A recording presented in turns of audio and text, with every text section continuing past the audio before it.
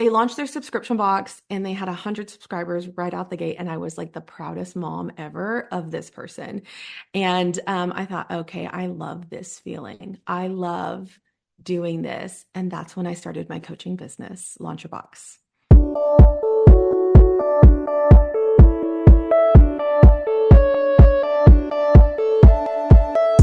So you want to make an impact. You're thinking about starting a business, sharing your voice. How do women do it that handle motherhood, family, and still chase after those dreams? Well, listen each week as we dive into the stories of women who know. This is Call Me CEO.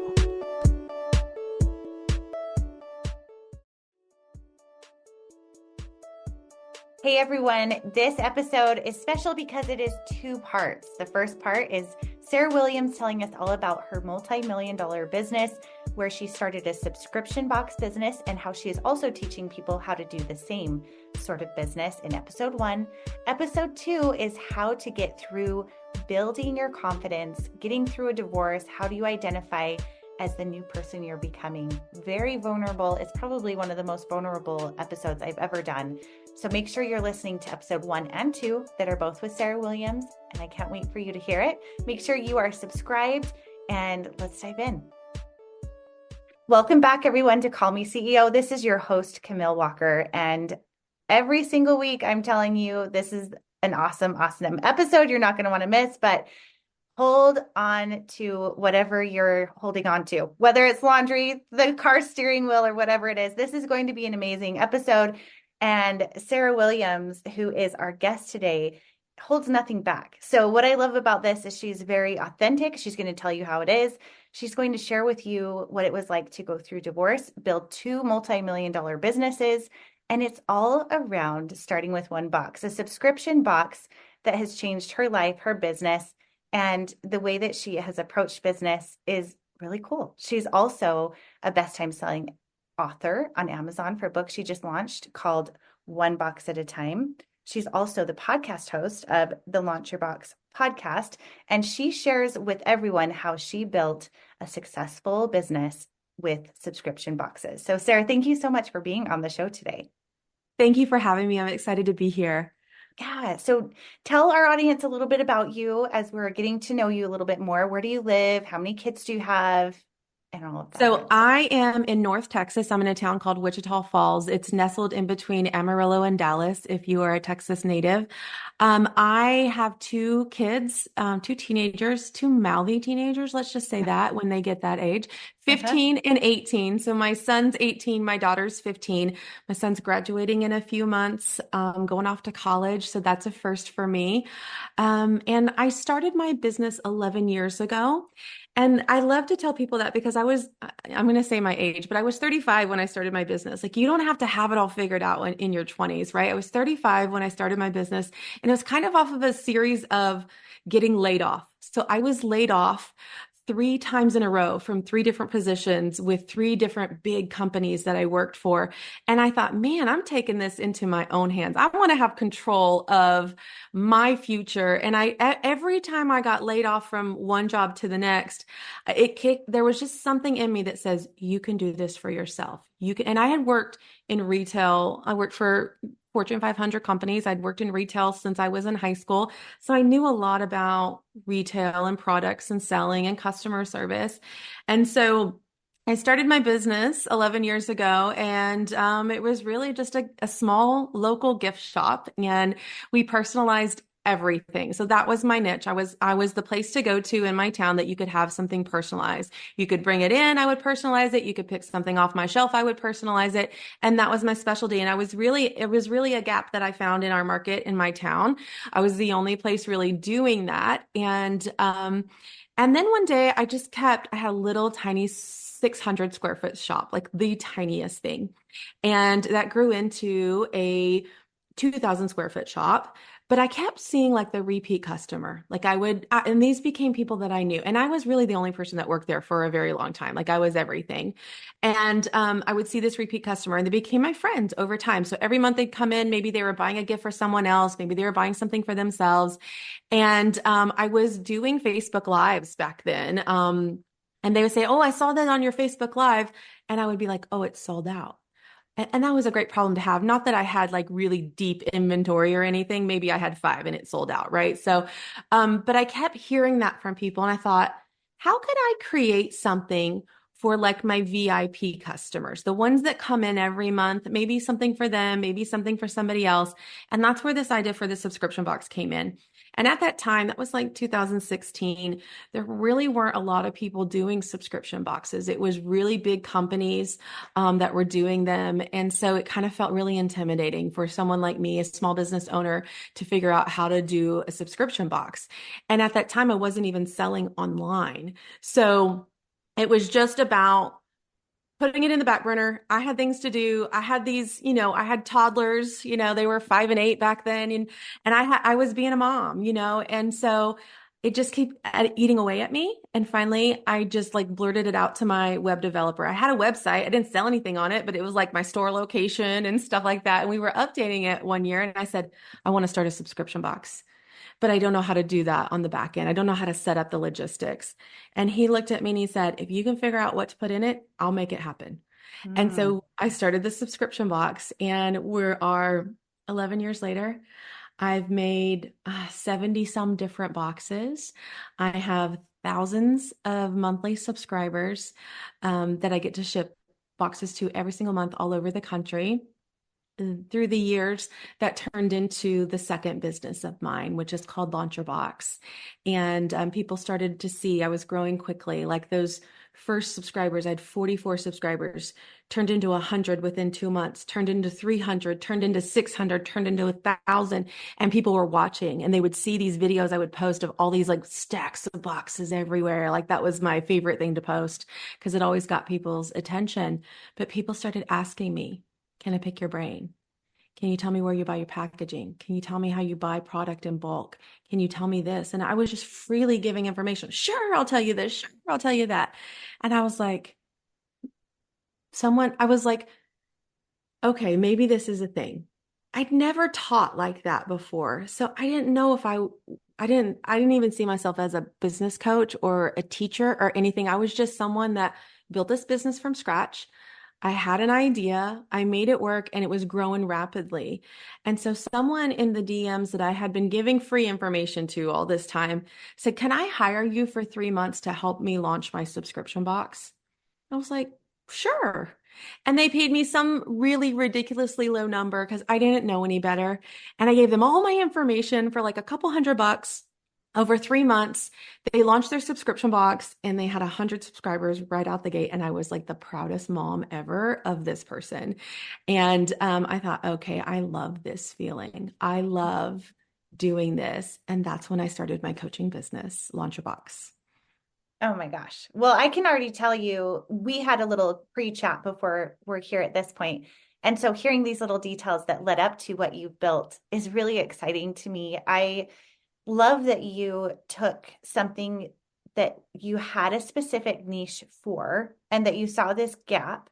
And from what I've heard, it's interesting. I live in Utah, and I have heard that in Texas and even more south, that people really love monogram. They want things personalized. They want their name on everything. And has that changed at all during the course of these 11 years? Or is it consistently that these people are still in it? It's so consistent, and it is totally a Southern thing. Like my ideal Mhm. customer is a Southern busy mom. Like, and we have this saying in the South that says it's not really yours unless it's monogrammed. Like it's not really yours Okay. unless you have your name on it. And so it is very much a Southern thing, but I have subscribers all over the North, and they could be Southern transplants that moved up North, or they could just Mhm. be Northerners who are like, hey, what are you Southerners doing down there? Because I like it, And so it's really been incredible because it is such a niche. It's so niche down. But that's something that I learned early on that helped me explode. And if we can niche down into something, and that even went for coaching too, I could Mhm. teach people how to run a retail store. I could teach people how to have an e-commerce shop. I could teach people marketing online. I could teach people anything. But I stuck to my guns. I knew niching down worked. And I said, I'm going to teach people how to start a subscription box, period. I could teach people how to start a membership. I have a multi-million dollar membership too. I have courses. I could teach people so much stuff at this point, but we can't. And as Mhm. entrepreneurs, we want to do everything because we can, but we actually can't. And that's something that we struggle with a lot. And so when I got focused in my e-commerce business and really went all in on the monograms and stopped doing everything else, that's when it grew. When I got focused in the coaching business of who my ideal customer was and that I was going to only teach them subscription boxes, I exploded. I have taught over 4,000 students how to start a subscription box at this point.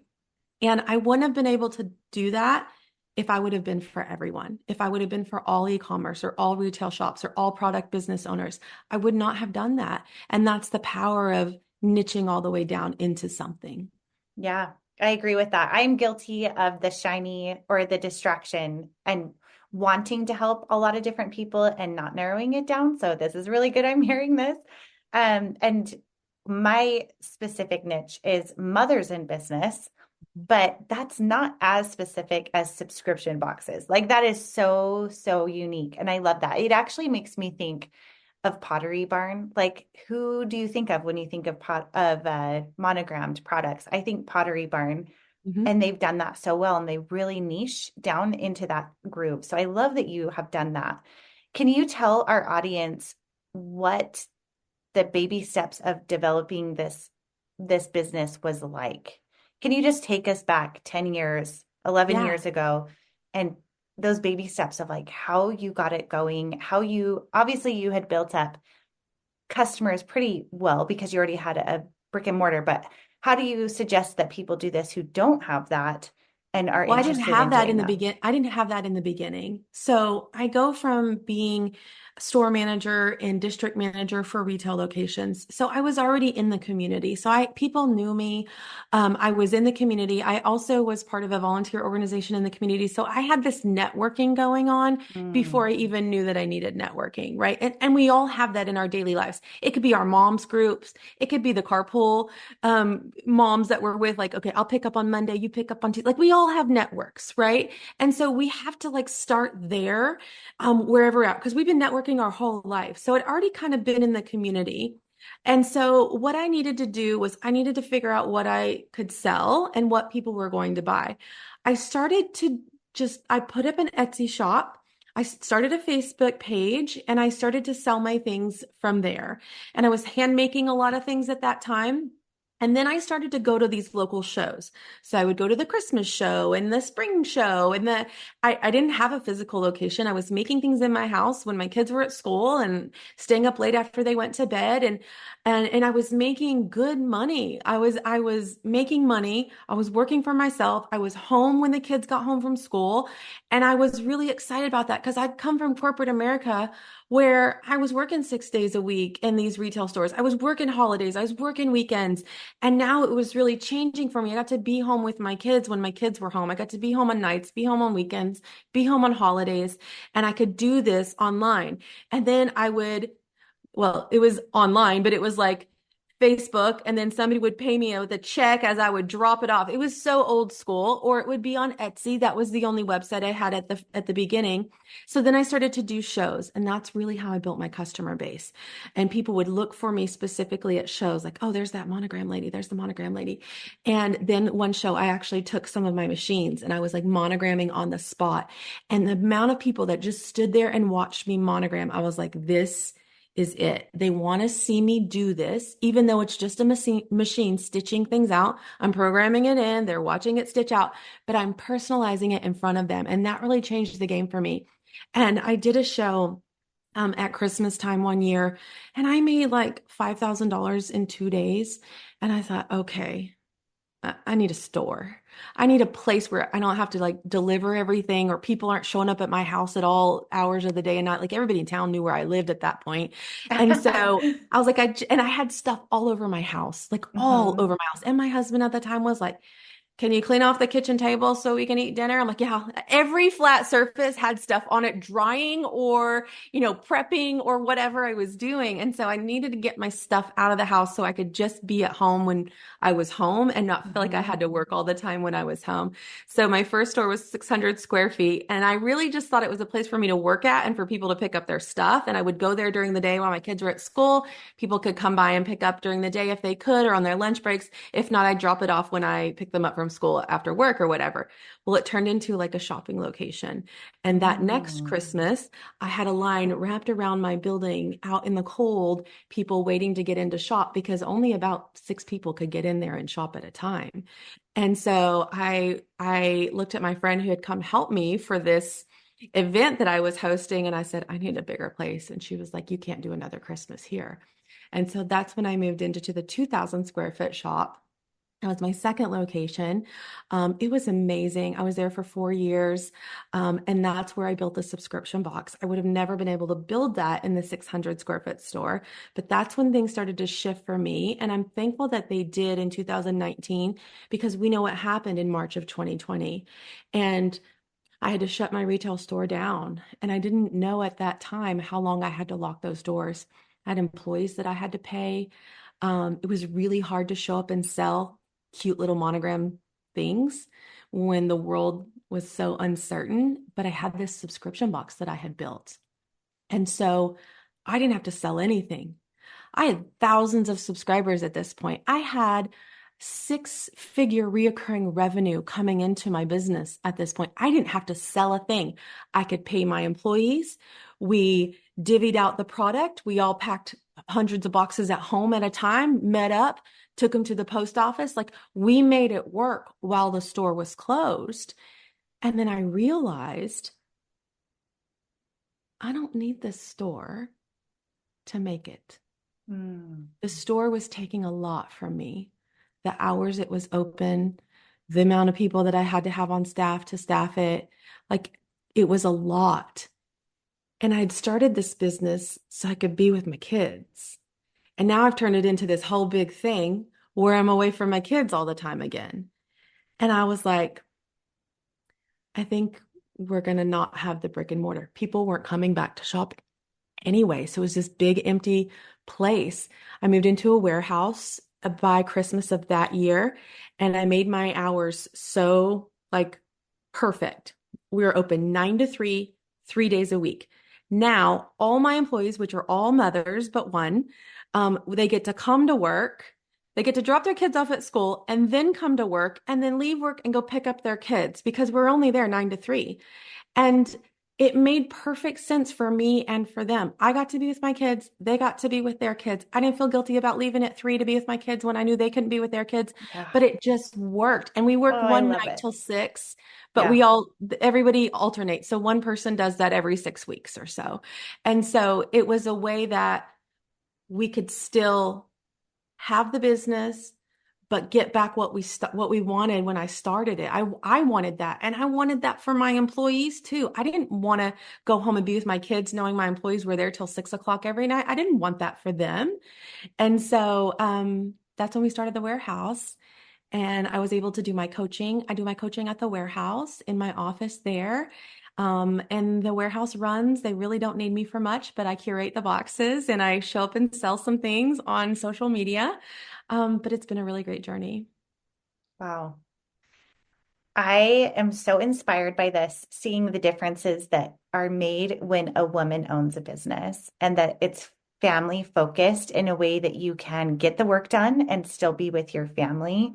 This is the kind of business that is changing the future of America. And I really mean that. And it's so inspiring to me. And I'm sure it is for many who are listening too. You said that you had 16 employees. How Mhm. long did it take you to get to that point of needing that many and deciding who does what, that CEO role of deciding who and where and when and what? I mean, that's a lot. So that's a It's a big lot. question to ask, but is there something you could tell us that helped you in those transitions and growth? Yeah, I think that that's probably the hardest thing that we go through, especially when we start our businesses as a solopreneur, right? Um, Letting go of things. And not that I'm a control freak, although somebody's probably that knows me is laughing right now. I just felt like this was my baby, right? Mhm. Like this was another child of mine that I birthed and I watched it grow. And now I'm just gonna let a nanny come in, right? Like I can't do that. And so it was a struggle for me. And I think that I struggled with that for a lot of years. I probably didn't hire as fast as I should have, but I feel good about the steps that I took along the way. So really I hired my first person when I was in that 600 square foot store. And that was out of just panic. I couldn't keep up with it. I couldn't keep up with the orders. I couldn't keep up with the customers. I couldn't, and I was just, things were falling apart and I was missing orders and I didn't want that to happen. So that was like my first hire. And I was so scared to hire someone because at that point I really wasn't giving myself a regular paycheck. I was in this business building phase and I needed to build inventory. So really all my profits were going back to, restocking inventory and machinery and equipment because I was personalizing things. So this equipment is expensive. And so I was really kind of building the business. I wasn't even really paying myself. I might give myself a car payment every couple of months to feel good about helping around the house, with the bills or things. I might buy groceries, but I wasn't giving myself a paycheck. And there's so many of us that don't for a long time. But when I hired her, I said, I need you to help me get through Christmas. It was temporary. And I thought that gives me an out. I don't have to stress about it, but I'm not going to make it through Christmas if I don't get some help in here. And we just celebrated her 9th anniversary with me. So she's my shipping and receiving manager now. But it was just that. And so that hire showed me I thought we would double the output, of what I could get done, but we quadrupled it. I Wow. was instantly able to give myself a paycheck when I hired her. So that was a really pivotal point. I could pay her, I could pay me, and I was so confident in what we need to do. It helped me with the next hire and the next hire. So really hired for my in-person team for my e-commerce, my retail and e-commerce business. Then when I started the coaching business, I did all of that myself in the beginning, probably for the first 6 or 8 months. But I did a launch about 8 months into this building this business, and I got 400 brand new members, and I couldn't handle 400 people asking me questions every day. And so that's where I needed community support. I needed back end support. I knew my graphics were terrible. I needed someone to do some higher level things for me. And that's when I started to hire remote help for the coaching business. So of the 16, 9 are remote, 7 are in person. And some of them overlap both businesses. So I have a marketing tech that does ads and graphics for both business. I have a copywriter that does blogs, emails, sales pages for both business. I have customer service that handles billing for the coaching business and billing for the subscription box business. So some of it is overlapped, and some of them work only at Framed, and some of them work only at Launch Your Box. So for me, you can't hire too many people at once because that causes confusion and chaos. So my advice for hiring is, what's the one thing that you're not doing well right now that you could really use some help with? That's the first person I would hire.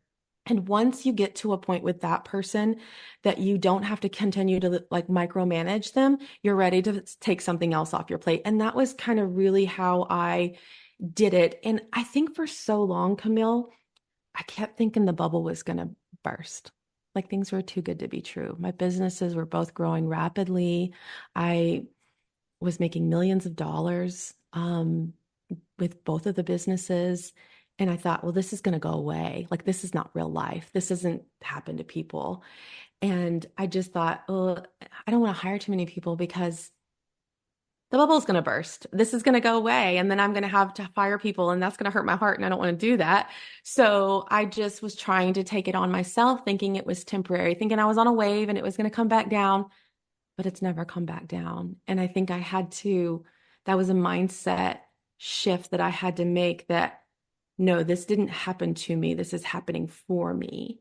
And I had to lean into that. And I know without a shadow of a doubt, it's sustainable and it's scalable and it's growable. And no matter what happens in this economy, I mean, I'm selling $80 subscription boxes in a really rough economy right now. It's not going anywhere. I'm selling an experience. I'm selling a feeling. I'm not selling a box of stuff. I'm selling something for women that they actually do for themselves. I'm personalizing it for that woman that opens that box. They don't know what they get before they get it. When they open it, they have never seen it before. It's a mystery. And so to pull up and see that turquoise box sitting on your front porch and be like, oh my God, I wonder what Sarah sent me this month. And to know it's personalized for you, like that's what I'm selling. It's not about the pullover or the cute crossbody or the earrings or whatever's in that box. It's about doing something for yourself, treating yourself, because as women, we are doing for everybody around us in our lives every single day. Mm-hmm. And we rarely do for ourselves. When I go to the mall with my kids, I am never coming back with something for me. I am Yeah. always loaded up with stuff for my kids. I might stop and get some lotion at Bath and Body Works. That might be the only thing that I get for myself. But how many times do we do that as women? Our whole lives, our spouses, our parents, our kids. And that's what I built that business to be. And so that's why it's still selling, because it's not about the stuff. Anybody can buy stuff anywhere. It's about the feeling that they get when they open that box, that experience that they have. I believe it. I think that you really hit the nail on the head because for sure, when I go shopping, even if I get birthday money and I go to a store and I'm like there to buy something for myself, if I saw something that I know my kid would love or Yeah, something that would look so cute on my daughter, I will spend my money on them because it's the absolutely. joy of that giving and you think about that. But you're right, to have that surprise for a woman is quite rare where you think, oh, this is going to be something that I like and it's going to come and I'm going to love it. So tapping into that is amazing that you were able to do that. And I'm curious for the experience of that. How did you curate something knowing that everyone would like it? Like, how did you do that? That's a juggle. And I think that's where you have to lean into who you are. And I Mm-hmm. struggled a lot with that building the business because I didn't want to go live. I didn't want to be the face of my business. And matter of fact, like I was trying to hire influencers to do box openings, to wear my products, but I kept looking at like Instagram influencers and I was like, I don't know that my audience would relate to them. They're really young, they're super tan, they're Mm-hmm. gorgeous. Like I don't know if my audience would relate to that. We're kind of like just moms, like we're not 20-year-olds, and I thought and I started to look at the stats. Like I think my subscription was in like 1,000, 1,500 subscribers at this point. And I started to look at the stats of my subscribers and I realized that I was the influence of the business. And a lot of my subscribers at that time were local. I had four, five, 600 of my 1,000 subscribers local in my town. And my town's not that big.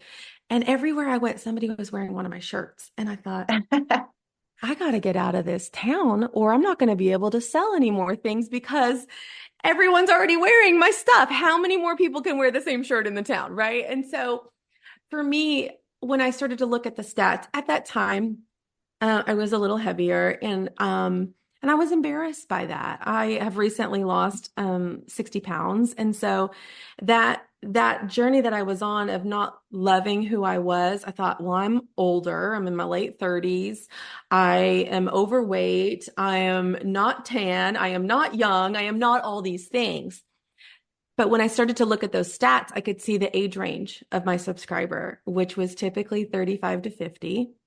That was how old I was. It was typically the highest number, like in my sizes, I sold the most large and extra large of any shirt size. And I was wearing an extra large.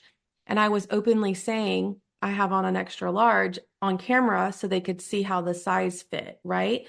So they were like, "Oh, if she can wear an extra large and she looks nice in that, I'll look nice in that too." And I wanted to be inclusive. So I had sizes up to 3X because that was something that I dealt with a lot too, being overweight. I just wanted to put something on that made me feel good about myself and walk out the door. And I was tired of like going to the mall and everything was too short or too tight or, Mm-hmm. it just didn't fit me the way I wanted to. And so that was really what I talked about. I talked about the fit. I talked about how it covered all the muffin top and the rolls on the side or the cute cardigan that you could put with it. So you didn't have, your back fat showing or whatever it Yeah. was. Like I openly talked about what I was insecure about on camera Mm, because I realized that I was influencing the buying decisions from for my sure. store. And once I kind of leaned into, I'm not perfect. I'm not young. I'm not tan. I don't, all the things that I thought I wasn't, and just said, you know what? I'm a middle-aged woman. I'm overweight. I just want to feel good about myself like everybody else. And once I just kind of leaned into that, and I also thought you had to talk really prim and proper and professional online. So I'd be like, good morning. Hi, I'm Sarah Williams. And once I dropped that and said, hey, y'all, because I'm Southern and that was my Yes. customer, I was afraid to say y'all because I thought it would make me not intelligent online. Mm. So once I dropped this, I had to be this perfect person on camera and just showed up as myself. And I would tell funny stories about how I locked my keys in my car, or, I forgot my kids' lunch and then I got to go take it to school. Like all the things that we do that are just like kind of scatterbrained or whatever. People could relate to that. And people were showing up.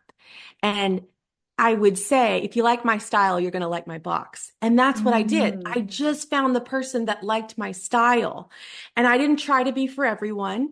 I didn't try to make sure every single person was going to like this. If I liked it, I was putting it in the box because I kept saying, this is my style. This is my style. And I was attracting people that liked my style. I love big earrings. I'm going to put big earrings in the boxes. If you don't like big earrings, fine. Don't get the add-on with the earrings. Totally fine. But I'm going to put big earrings. I'm not going to put little earrings and medium earrings and big earrings and alternate that every month so everyone gets something they like. This is my style. So if you don't like big earrings, don't subscribe to the earring part of the box, right? You have options. And so I just was unapologetically me, but not in a tacky way. I'm not snarky. I'm not insulting. I'm just who I am, this sweet Southern girl. And that's what how I showed up to be. And I attracted people like me that liked my style. I love that. And when you say you were attracting people, was this on Facebook, Instagram, TikTok? We didn't have TikTok back then. Okay, I didn't know what year you were talking about. You were This saying is face, this post-pandemic, is so I didn't know if we were in that space yet.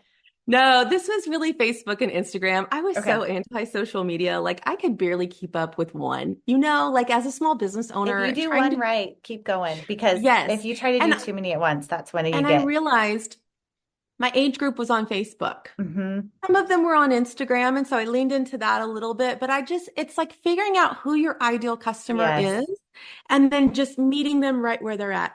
It's a little different for the coaching business because I am on Facebook and a lot of our trainings delivered on Facebook, but I'm finding a lot of people on podcasts and YouTube. And so that is a different way to attract the audience because business people listen to podcasts. Business people find solutions on YouTube. And so that's where I need to be. So it's like, who's your ideal customer and where do they hang out? Because you need to go be hanging out wherever they hang out. LinkedIn is another place I find coaching students, but I would never find my Monogram Box person on LinkedIn or a podcast or, things like that. So Hmm. you just stick to where your people are. Yeah, that's really good advice. I think that you've really tapped into that. And switching over to your coaching business a little Mhm. bit more, how were you able to grow that as rapidly as you were? I mean, 400 in your initial launch is Mhm. crazy. Were you telling people who were subscribed to your boxes No, or how did you bring in these new students? no.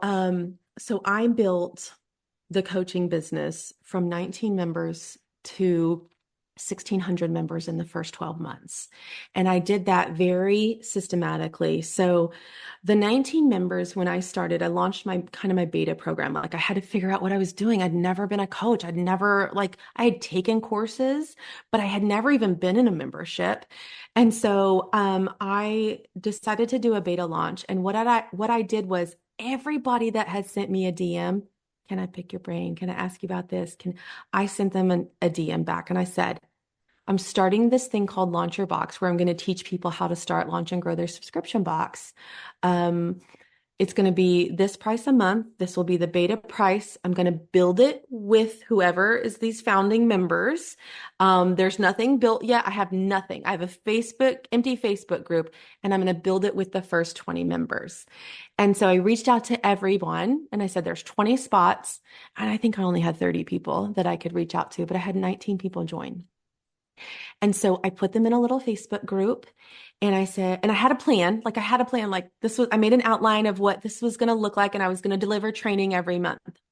That plan quickly went out the window because what I thought they needed, they needed different things from me. So it was this learning process that I went through from like August to like February. As I worked with them and I was building content so then I could launch. But also I realized that I didn't have a Facebook page for these people. All I had was my retail business. I didn't have an email list. I didn't even have a website at that time. I just had this Facebook group. So I started my Facebook page. And, I was a good 5, 6 years into my retail business, and I forgot how hard it is to start a Facebook page from Hmm. scratch. Yeah. And so it was like watching grass grow over there. And so I was like, I've got to jumpstart this. If I'm going to launch this thing in the next few months, I've got to find people. So I built an ebook. So I wrote an ebook. It was called The Subscription Box Blueprint. And it was just a really simple, like 10 or 12 page ebook, really basic of this is the roadmap to getting to a subscription box. And I sold it for $10 because I didn't want to fund ads out of my retail business. So I was like, I gotta generate some money to pay for ads to get this in front of the right people to collect people, right? Hmm. So I sold it for $10. And within 30 days, I had thousands of people that had purchased it. And those were my perfect person because it was a subscription box blueprint. These were people that wanted to start a subscription box or had a subscription box. And so I built my So how email did you list. sell that book to thousands? I did Facebook ads Oh, you did Facebook ads to sell the book. to sell the book. So it was $10. Okay. So I call this an SLO, a Hmm. self-liquidating offer, which is something I teach my students. But basically every bit of money that I was making from it, I was putting back into ad spend. And Mm. so if I sold it for $10, I put 10 more dollars back into ad spend and I was selling several a day. So I was having like a $50 a day budget. I didn't want to come out of my pocket. I had no budget for this. And so I sold thousands and that Smart. allowed me to keep running ads and without having to pay for the ads out of my pocket. Everything that I made with this offer, I was putting back in the ad spend and I was growing my list. I had more people on an email list than I had followers at that point. Wow. And so Which while is I'm way better because email's better. something you That's how own. I got 400 new members when I Yeah. launched. And so this was going on. So in the background, this is rolling on Facebook ads. We're pumping more money into it because we're selling it so fast. And I'm building my following and I'm building the content. So month one, this is how to build an audience. Month two, this is how to purchase packaging. And I'm building the content. So now I get to launch and I'm like, I'm about 30 days out from launch now. And I'm like, I need more audience faster. Let me do a freebie opt-in. Now I've got money from this $10 ebook and I'm getting an acquisition cost of like $6. So I'm making $4 on every one of these things that are sold. So now I'm banking some money a little bit. Let's do another ad. And I do a packaging cheat sheet. That was the one question that people ask me most often everywhere on Facebook, Instagram, lives. Where do you get your packaging? Where do you get your packaging? I made a 1-page document that was called Sarah's Packaging Cheat Sheet, free opt-in. I got 50,000 emails within 18 months on that packaging cheat sheet. Wow. And it was so specific because it was subscription box packaging and my subscription box was on the front cover of it. And so Mm. these were two niche down opt-ins that I started to build my business with. So then I launched in June, get 400 members. I now got to hire some people to help me with all these people. Now I've got a legit business here. I went from 19, to 400 and I'm growing and things aren't growing month to month, but I'm out there. And I was talking to my business mentor one day and I said, I want to get more people in here. Like I'm building this content. This is so scalable. All I have to do is get more people in. It's the same amount of work for me, right? And I said, how do I get more people in? He goes, well, what would make somebody buy from you? And I just really flippantly said to him, well, if people could hang out with me for a week, they'd want to buy. They would want to join because they would know how much knowledge I have, how smart I am, what a good coach I am, like how empathetic and transparent I am. Like if they would hang out with me for a week, they would want to be in my membership. He goes, well, how do you Mm. make that happen? And I sat there for just a couple hours thinking about how do I make that happen? And I did something called Subscription Box Coaching Week. So for $10, people could come hang out with me for a week. And I went live 3 times a day. so they would understand how much knowledge I had to share, my personality. I was interviewing some of my students that had launched at that point, and I just made a whole fun week out of it inside of a Facebook group. And I added 1,100 new members in 5 days in that launch. And now I was at 1,600 members um, in my membership the very first year that I launched it. And so that's really how I went from zero to having a seven-figure coaching business in 12 months. And that Wow. was in 2020. And we've built our second program, which is Scale Your Box, which is a more advanced version of what I teach. So I teach the basic in Launch Your Box, and then I take that same material and I teach the advanced strategy to my Scale Your Box students. And then about a year and a half ago, I started a mastermind because I had these students that were making 6-7 figures in their subscription box businesses. And they're like, we want more. We want more of you. We want more. And so I built the mastermind, and I get to work with those 6 and 7 figure entrepreneurs every single month. And it's just filling my cup up more than I could ever explain. Wow. When you did the $10 come hang out with me week, did you Mhm. promote that through Facebook ads as well? Yes. And I And was did using that as an the SLO. same, okay. So did Yes. you have a Facebook ad manager that was doing Yes. this for you? Okay, so Yes. you had someone that you trusted and knew and said, take this. And was it a static post picture that you shared, or what Yes, was, because I hated video.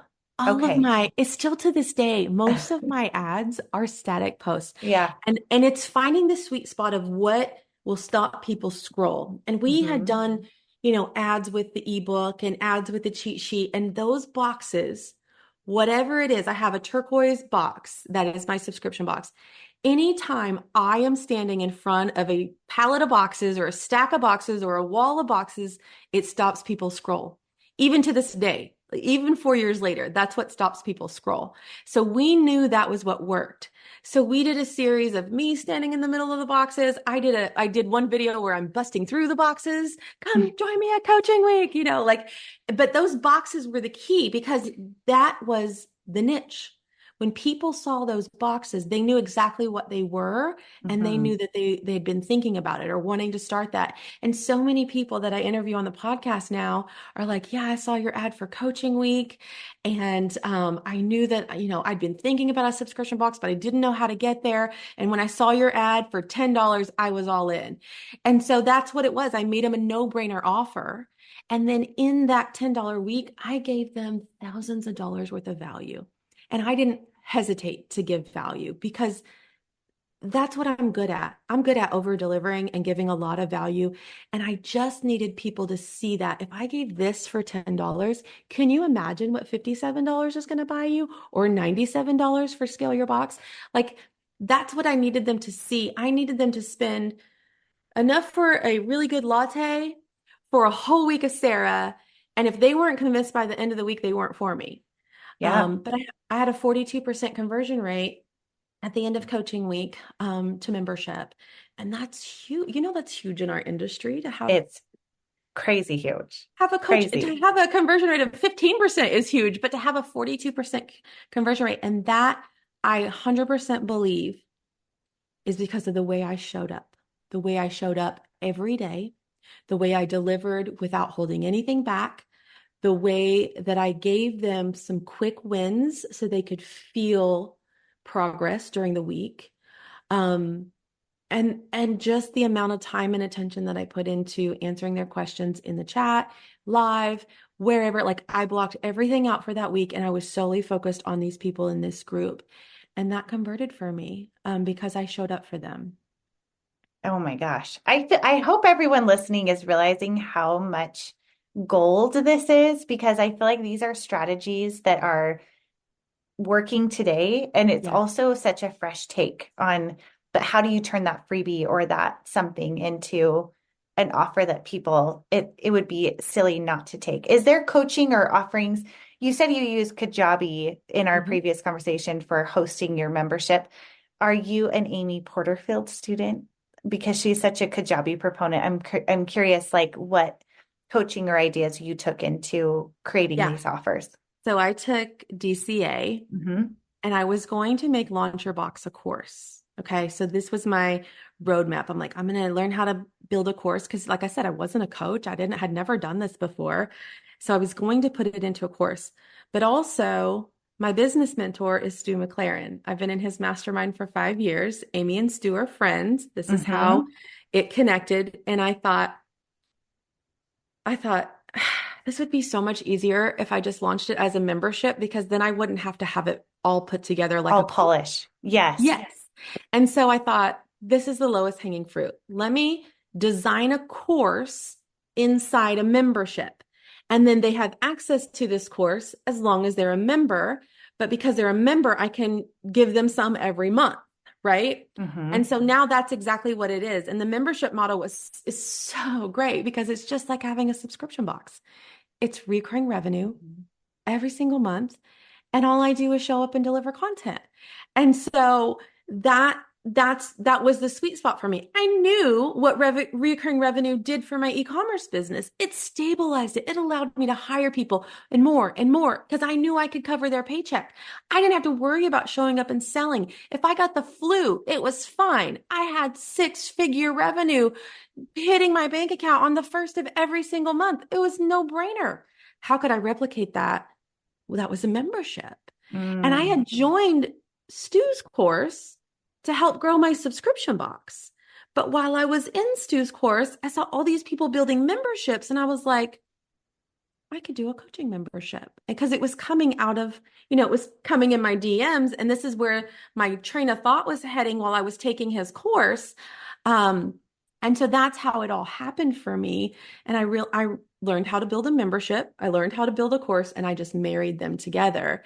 And that's how Launch Your Box. So now when someone comes into Launch Your Box, they have a training library that's from start to finish of building an audience to post launch. And you can come in and you can just binge Netflix, watch that wherever you're at. Maybe you already launched and you want to go through the marketing module and you want some tips and tricks on email flows and automations. Great, it's in there. Maybe you're frustrated with your shipping or fulfillment right now, like you feel like it's taking forever and you need to streamline that. Go to that module because it's already built in there. Maybe you've never done a proper launch. You've started your subscription box, you've got 20 subscribers and you're just not getting anywhere. Let's go do a proper launch because that's in the launch module. So they can come in and get that stuff. And then every month I'm showing up, doing a Q&A, I'm doing a tech training, I'm updating an existing training or providing a new training that goes in the library, and I get to do box openings. So I take members' boxes and I do an unboxing and I give them live feedback. I'm opening the box live for the first time on camera, and everybody gets to be a part of that. And so Mm. I'm giving social media reviews. Like I go live every week in the group with some sort of training, but they have the course in the library that they can access at any time with whatever stage that they're in. Ooh, I love that. So are you saying with Kajabi, you're hosting the membership through Kajabi as well? Is Yeah. that how you're doing that? Yeah. Okay. So it's that reoccurring fee on Kajabi Mm-hmm. connected with Stripe.